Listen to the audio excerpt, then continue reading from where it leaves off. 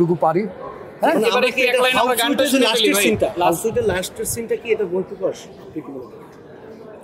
এটা তো আপনি বুঝে ফেলার কথা, আপনি যদি না বুঝেন তাহলে কি হবে, তাইলে তাই না? কি গান শোনাবো বলেন তো? আবার ফোন দিচ্ছে, হ্যাঁ বাচ্চু ভাই, জেমস ভাই ওনাদের ফ্যান, তাহলে কি শোনা বলেন? আপনি তো হাসি খুশি থাকেন কিভাবে, এটা একটু বলবেন? একটা ফ্লোতে যান।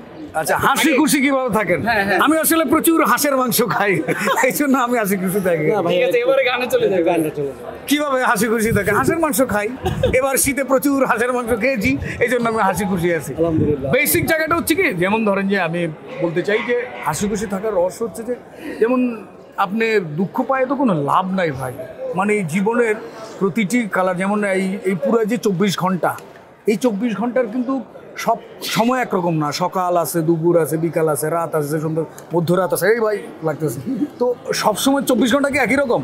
তো কালার চেঞ্জ হইতো, সো জীবনেরও অনেক কালার আছে, কালার চেঞ্জ হয়ে যাবে, এটা নিয়ে আসলে আমি কখনো ভাবি না। তো এই জন্য মনে হয় লেটস এনজয় করি আজকের দিনটা, আর জীবনে কোনোদিন ফেরত আসবে না, আমার জীবনে আপনাদের জীবনে, সো এনজয় করি।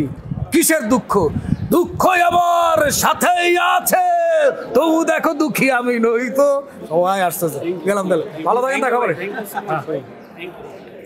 আলাপগুলো একটু জানতে চাই, একদম প্রথমবার যেটা হলো যে বিষয়, গল্পটা আমার ক্যারেক্টারটা এত বড় ছিল, ছোট্ট 4টা সিনের মতো একটা ইয়ে ছিল, যে বাইরে থেকে একটা মেয়ে আসে, এলাকার একটা বখাটে বলায় ওর ধরে থামাইতেছে, র্যাক দিচ্ছে, এই হচ্ছে চরিত্রটা আর কি। ওই চরিত্রটা একটা করতে গিয়ে একটা সময় গিয়ে অমির মনে হইলো যে ক্যারেক্টারটাকে নিয়ে এসে বহুদূর যেতে পারে আর কি, ওই কারণে আর কি। তো অল ক্রেডিট গোস টু কাজল আরেফিন অমি, ও যে এই চিন্তা ভাবনাটা করছে।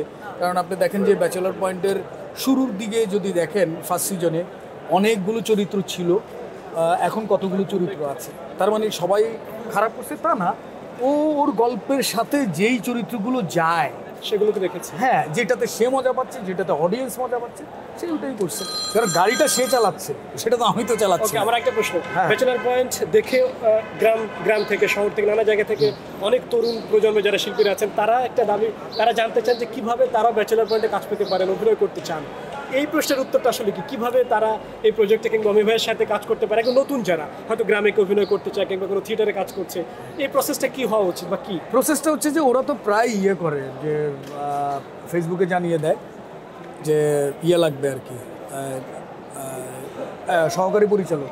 আমার মনে হচ্ছে যে থিয়েটার করুক আর যাই করুক, ওইভাবে আসলে তো ধরে যান একটা সিন করে চলে গেলেন।